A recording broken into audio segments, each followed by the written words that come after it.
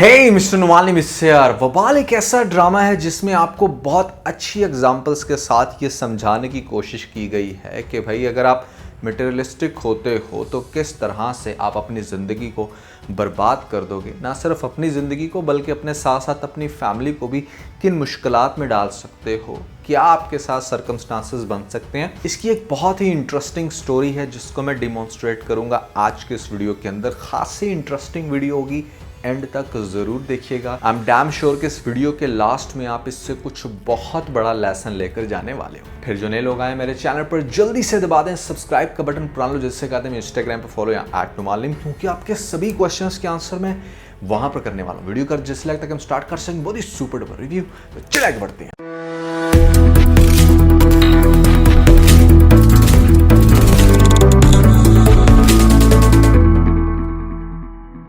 सबसे पहले मैं आपको इस ड्रामे के कैरेक्टर्स का इंट्रोडक्शन दे देता हूं ताकि आपको अंडरस्टैंडिंग हो जाए कि कौन सा कैरेक्टर क्या कर रहा है, उसकी नेचर कैसी है। अनम और माहम दो बहनें हैं। अनम एक ऐसी लड़की है जो कि बहुत ही मटेरियलिस्टिक है। एक गरीब खानदान से उसका ताल्लुक है, लेकिन अपने कॉलेज यूनिवर्सिटी के अंदर उसने ये मशहूर कर रखा है कि वो एक बहुत ही रईस खानदान की बेटी है, क्योंकि उसने अपनी कुछ ऐसी दोस्तें बना रखी हैं जो कि खासी अमीर लड़कियां हैं। क्योंकि उसको बिल्कुल भी गुर्बत पसंद नहीं है तो वो उन्हीं लोगों के सराउंडिंग में रहना पसंद करती है जो ज़रा फाइनेंशियली स्ट्रॉन्ग है। यहाँ पर जो छोटी बहन का कैरेक्टर दिखाया ना, she is a very sensible girl. एक ऐसी लड़की जिसको माँ बाप की इज्जत करना बहुत अच्छे से आता है, जो हर लिहाज से अपने पेरेंट्स को रिस्पेक्ट देती है और डिफरेंट सर्कमस्टांसिस में अनम को ये समझाने की कोशिश करती है कि वो जो एक्स्ट्रा पैसे ले रही है अपने पापा से या ऐसे में मामा को तंग करके, वो जो बार बार इस बात का एहसास दिला रही है कि भाई हाँ, आप लोग तो मेरी किसी भी ज़रूरत का ख्याल नहीं रखते, आप लोगों को तो पता ही नहीं है कि दुनिया कहाँ जा रही है, दिस एंड दैट, वो गलत है। हमें अपने घर के हालात के हिसाब से चलना चाहिए और ख़ास तौर पे अपने पेरेंट्स का ख्याल रखना चाहिए।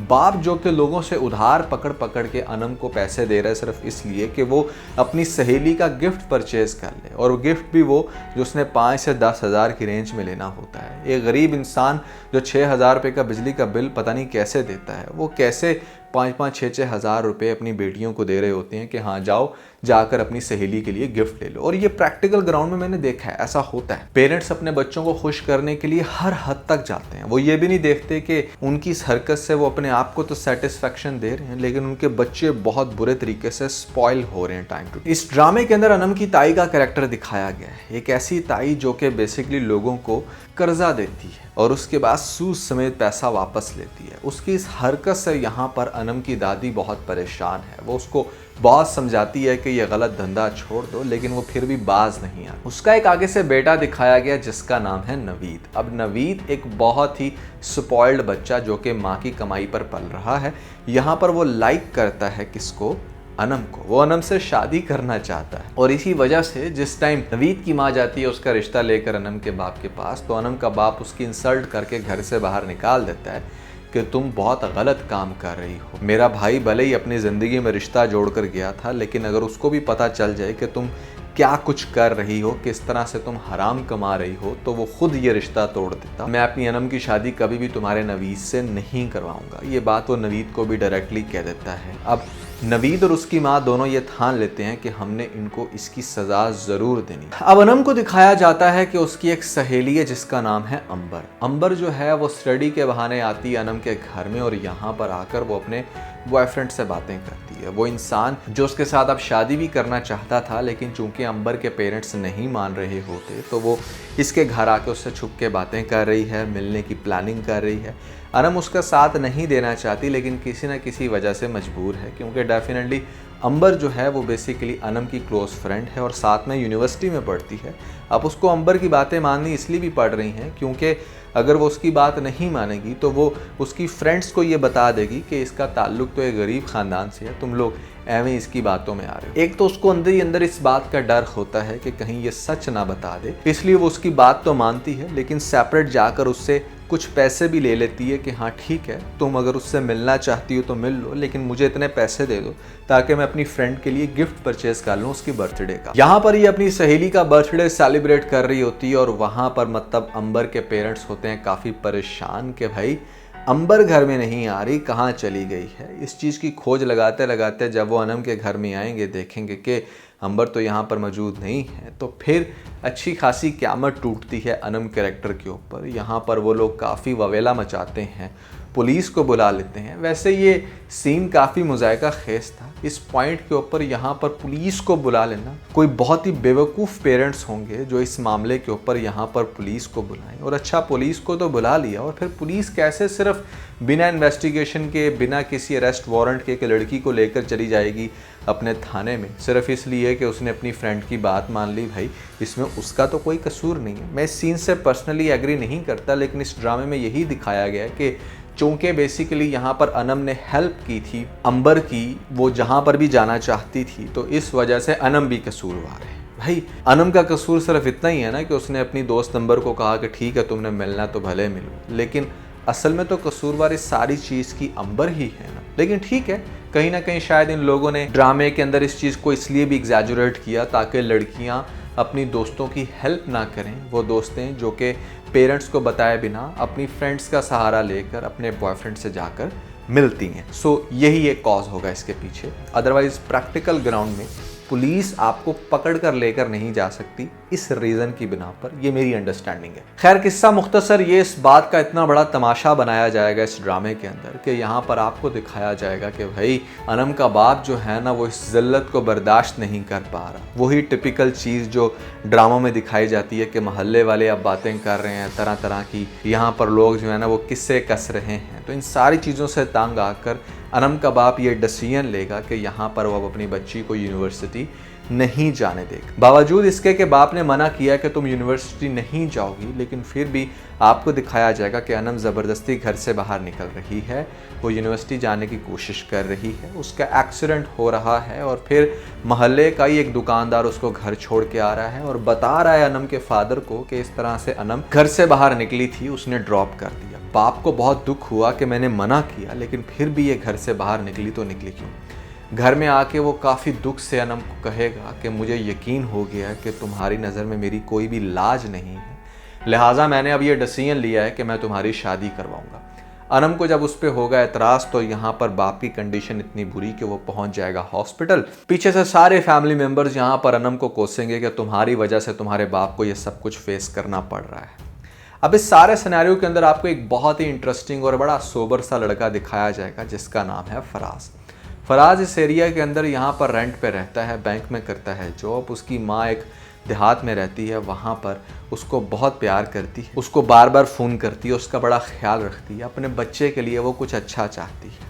फराज ने इस पूरे एरिया के अंदर अपनी काफ़ी अच्छी पीआर बना ली है। वो अनम के बाप के साथ भी काफ़ी अच्छी अंडरस्टैंडिंग रखता है। उसका काफ़ी दफ़ा टकराव होता है इससे पहले अनम के साथ भी। यहाँ पर अनम उसको वैसे तो लाइक करती है कि काफ़ी डिसेंट बॉय है, मतलब यहाँ पर दिखने में भी अच्छा है, लेकिन अनम का सिर्फ एक यही इशू है कि वो अमीर होना चाहती है। वो बड़ी मटेरियलिस्टिक है, उसको लगता है कि शायद इसके पास बड़ा घर या गाड़ी नहीं है, तो इसके साथ तो मैं शादी नहीं करूँगी। लेकिन ऐसी कंडीशन में जहाँ पर बाप ने उसका यूनिवर्सिटी जाना बंद कर दिया और वो किसी के साथ भी उसकी शादी करवा रहे हैं, तो इस पॉइंट पर दिखाया जाएगा कि वो जो मोहल्ले का दुकानदार है वो आकर यहाँ पर अनम के बाप को सजेस्ट करेगा कि फराज एक बहुत अच्छा लड़का है, उसके साथ आप अपनी बेटी की शादी करवा सकते हैं। और वो खुद भी काफ़ी इंटरेस्ट ले रहा है अनम के अंदर। अब इस बात के बाद होगा ये कि यहाँ पर फराज और अनम की शादी के चलेंगे किस्से। अब अनम काफ़ी पहले तो परेशान होगी, लेकिन जिस टाइम फराज उसको फ़ोन पर इस बात का यकीन दिलाएगा कि वो शादी के बाद अपनी स्टडीज़ को कंटिन्यू कर सकती है, वो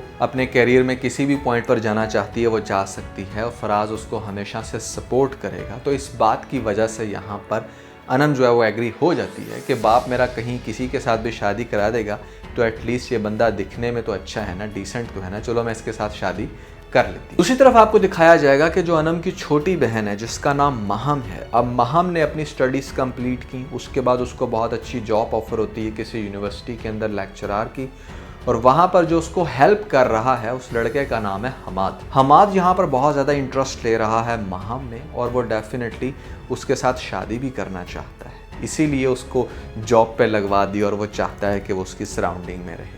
लेकिन आपको कहानी के अंदर एक ट्विस्ट दिखाया जाएगा कि जिस टाइम फराज गांव से अपनी माँ को बुलाएगा और यहाँ पर रिश्ते के लिए भेजेगा अनम के लिए, तो अनम के वही तेवर और अजीब उसका एटीट्यूड जिसकी वजह से फराज की माँ को ज्यादा महम भाएगी ना कि अनम। वो एक्चुअली में शादी करवाना चाहती है महम के साथ, चूंकि उसको ऐसा फिलर आता है कि अनम मेरे बेटे के लिए सही साबित नहीं होगी। लेकिन चूंकि यहाँ पर शुरू से ही फराज का इंटरेस्ट अनम के अंदर है, उसको वो बहुत अट्रैक्टिव लगती है, तो वो अपनी माँ को कहेगा कि नहीं मामा, मुझे अनम से ही शादी करनी है। माँ समझाएगी कि इसके कॉन्सिक्वेंसेस अच्छे नहीं होंगे, तुम गलत लड़की से शादी कर रहे हो, लेकिन फिर भी वो इसरार करेगा कि नहीं मामा, मुझे उसी के साथ शादी करनी है। दूसरी तरफ आपको अनम के पेरेंट्स को भी कहीं ना कहीं इस बात का फिलर देते हुए दिखाया जाएगा कि वो फराज को ये समझाने की कोशिश कर रहे हैं कि तुम समझदार हो और तुम हमारी बच्ची को बहुत अच्छे से टैकल कर सकते हो, तो तुम प्लीज़ अनम के लिए खुद को प्रोसीड करो। और फराज भी ये कहेगा कि हाँ, मेरा अपना इंटरेस्ट भी अनम में। तो किस्सा मुख्तसर ये कि यहाँ पर आपको दिखाया जाएगा कि आगे जाके अनम की और फराज की शादी हो जाएगी। अनम और फराज की शादी हो गई है, दोबारा से उसने अपनी यूनिवर्सिटी ज्वाइन कर ली है और यूनिवर्सिटी में हमेशा की तरह वो बड़ी बड़ी बड़के मार रही है कि मेरी तो शादी बहुत ही रईस आदमी से हुई है, वो तो बहुत अमीर है, उसके पास तो ढेर सारा पैसा है, वो तो मुझे फ़लाँ जगह पर लेकर जाता है डिनर के लिए, जबकि उस बेचारे की इतनी कैपेसिटी भी नहीं है। लेकिन फिर भी वो अपनी पूरी कोशिश कर रहा है अपनी बेगम को खुश रखने के लिए, उसकी डिमांड्स पूरी कर रहा है। जैसे बड़े रेस्टोरेंट में लेकर जाकर उसको खाना खिलाकर सिर्फ इसलिए खुश कर रहा है कि चलो ये अपने पिक्चर्स बना के दोस्तों को दिखा के अपने नंबर बना लेगी। यहाँ पर अनम की शादी हो गई है फराज के साथ। दूसरी तरफ आपको दिखाया जाएगा कि वो जो हमाद लड़का है वो भी बहुत ज़्यादा इंटरेस्ट ले रहा है चूँकि हमारी महम के अंदर। तो महम के लिए जब वो रिश्ता भेजेगा तो उसकी भी शादी उसके साथ हो जाएगी। एक दफ़ा तो सब कुछ बहुत अच्छे से डन हो जाएगा। महम की शादी होगी उस हमाद के साथ, तो वह हमाद जो है ना, वो फाइनेंशियली काफ़ी स्टेबल है, उसके पास पैसा है, उसको इतना बड़ा नेकलेस दे देता है मुंह दिखाई पे। तो यहाँ पर अब आपको दिखाया जाएगा कि ये ड्रामे का वो रुख है जहाँ पर अनम की शादी एक गरीब लड़के से हो गई है और महम की शादी एक अमीर लड़के से होगी। महम फाइनेंशियली बहुत अच्छी स्टेबल है। अब देखो, एक तो अनम को पहले इस चीज़ का कॉम्प्लेक्स के मतलब यहाँ पर वो किसी अमीर इंसान से शादी करना चाहती थी, फिर उसको दूसरा कॉम्प्लेक्स इस बात का कि यहाँ पर मेरी छोटी बहन की इतने अमीर इंसान से शादी क्यों होगी। तो अब यहाँ पर आप खुद अच्छे से अंडरस्टैंड कर सकते हो कि स्टोरी किस रुख की तरफ जाने लगी है। जो कुछ भी हमाद महम के लिए कर रहा है वही एक्सपेक्ट करती है यहाँ पर अनम के फराज अब मेरे लिए करे। और दूसरी तरफ उसके ऊपर बहुत ज़्यादा प्रेशर है जो उसने खुद से बिल्ड करके रखा है यूनिवर्सिटी के अंदर। फ्रेंड्स बहुत ज़्यादा एक्सपेक्टेशंस रखती हैं कि हाँ भाई, चूँकि इसने अपने फ्रेंड्स को कहा होगा कि फराज तो मुझे वर्ल्ड टूर पर लेकर जाएगा, ये करेगा वो करेगा, लेकिन इसकी फ्रेंड्स को भी ना कहीं कहीं शक पड़ता है इसकी बहुत सारी हरकतों से कि ये झूठ बोलती है। जब उसकी फ्रेंड्स इस चीज़ को इन्वेस्टिगेट करेंगी तो पता चलेगा कि यहाँ पर वो तो सब कुछ झूठ था। ये एक छोटे से घर में रहती है और इसका फराज भी कोई बहुत अमीर नहीं है। अब ये सारे मसले तो चल ही रहे हैं, लेकिन दूसरी तरफ जो आपको ताई जान दिखाई है, जो ताई जान बिल्कुल भी बर्दाश्त नहीं कर सकती अनम के बड़े आराम से रहे वो फराज के साथ, तो वो कुछ इस तरह का काम डालेगी इनके साथ कि इनकी कहीं पर पटाई लगवा सकती है, दोनों मियाँ बीवी के ऊपर अटैक करवा सकती है। इसके बाद अनम बेचारी जो है वो हॉस्पिटल में एडमिट हो जाएगी, या हो सकता है कि इसकी प्रेगनेंसी से रिलेटेड कोई कंडीशन हो, इसका कोई एक्सीडेंट हो। वो ड्रामे में जो भी होगा हम देखेंगे। जिस टाइम ये हॉस्पिटल में एडमिट होगी तो उसकी बड़ी क्रिटिकल कंडीशन, उस कंडीशन के अंदर हो सकता है कि फराज के पास इतने पैसे ना हो। अब पैसे ना होने की वजह से उसको कहीं से उधार पकड़ना है, और उधार कौन दे सकती है, वो भी सिर्फ ताई जान।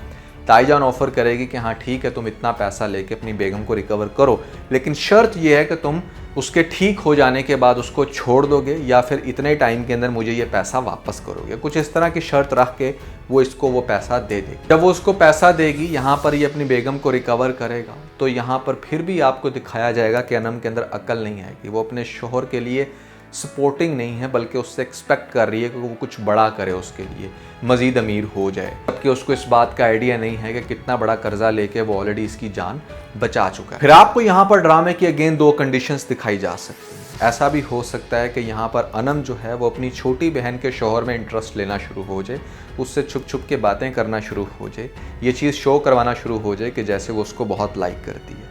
अगर तो इसकी छोटी बहन का शौहर कैरेक्टरलेस हुआ तो वो भी दिखाया जा सकता है कि हाँ वो इसके अंदर बहुत इंटरेस्ट ले रहा है और इस तरीके से उसकी छोटी बहन का घर खराब हो रहा है। ड्रामे के अंदर कोई ऐसा पॉइंट दिखाया जा सकता है कि जहाँ पर जो हमाद है वो महम को डाइवोर्स देकर घर भेज दे और अब उसकी बड़ी बहन के अंदर इंटरेस्ट ले रहा है, क्योंकि बड़ी बहन ज़्यादा मॉडर्न है। दूसरी तरफ आपको दिखाया जा सकता है कि जब वो छुप छुप के मिल रही है अपनी छोटी बहन के हस्बैंड से, तो ये चीज़ भी बिल्कुल बर्दाश्त नहीं होगी फराज से। वो उसको काफ़ी समझाने की कोशिश करेगा कि वो उसके लिए कुछ भी कर सकता है लेकिन चीटिंग बर्दाश्त नहीं कर सकता। ये तो वो एलिमेंट है कि अगर चीटिंग वाला सिनेरियो आपको दिखाया जाता है तो ड्रामे की स्टोरी कुछ इस तरह चलेगी। ड्रामे की जो दूसरी डायरेक्शन है वो ये कि यहाँ पर आपको जब ये दिखाया जाएगा कि भाई जिस तरह से उस ताई जान ने इतना ज़्यादा पैसा देकर बचा दिया, तो अब वो अपनी उस डिमांड के ऊपर आएगी कि पैसा वापस करो नहीं तो उसको डिवोर्स दो। अब मजबूरी के अंदर आपको ये भी दिखाया जा सकता है कि फराज डिवोर्स दे दे क्योंकि उसके पास इतना ढेर सारा पैसा तो है नहीं, जिसके बाद ताईजान अगेन अनम को कोई लालच देकर उसकी अपने बेटे पागल से नवीद के साथ शादी करवा दे। एक ये रिजल्ट हो सकता है। और तीसरी स्टोरी और ज़्यादा इंटरेस्टिंग है कि आपको ये दिखाया जाए कि जिस टाइम वो शादी के लिए आमादा नहीं है नवीद के साथ, तो यहाँ पर ताईजान जो है वो कोई बड़ा बिजनेसमैन इसके पीछे लगा दे क्योंकि वो बात बहुत अच्छे से जानती है कि ये लड़की बहुत मटेरियलिस्टिक है। तीनों कंडीशंस में से एक कंडीशन बनेगी जिसके बाद आपको ड्रामे के अंदर एक बहुत ही कमाल का लेसन दिखाया जाएगा, और वो लेसन डेफिनेटली यही होने वाला है कि यहाँ पर जब आप दौलत के पीछे भागते हो तो आप एक अच्छा हस्बैंड खोते हो, आप अपनी फैमिली को खोते हो। आप देखोगे कि ये अपनी वजह से अपनी बहन का घर ख़राब कर बैठेगी, अपने इस हस्बैंड को खो बैठेगी फराज नामी जो इससे बहुत मोहब्बत करता है, और कहीं ना कहीं ये एक बहुत ही बड़े डिप्रेशन में चली जाएगी। और ताईजान का नतीजा क्या होगा, क्योंकि काम गलत तो वो भी कर रही, ताईजान के साथ गलत ये होने वाला है कि जो लड़की उसने 1 लाख रुपए में ख़रीदी थी अपने घर की मुलाजमा, वो सेट हो जाएगी बेसिकली उस पठान के साथ, जो पठान बेसिकली इस ताईजान को प्रोटेक्ट करता आया। पठान उसके अंदर बहुत ज़्यादा इंटरेस्ट लेना शुरू हो जाएगा, उसके साथ जिस तरह से वो क्लोज हो रहा है तो वो लड़की भी काफ़ी इंटरेस्ट ले रही है। फिर ये दोनों मिलकर प्लान ये करेंगे कि भाई हमें इस ताई से क्या मिलना है, यहाँ पर सारी ज़िंदगी गुजर जाएगी तुम्हें इसकी मुलाजमत करते हुए और मुझे यहाँ पर इसको प्रोटेक्ट करते हुए, कुछ वैसे भी इसका बिज़नेस फ्लॉप हो रहा है, तो हम ऐसा करते हैं कि इसके पास जितनी भी दौलत है वो सारी लूटते हैं और यहाँ से गायब होते हैं।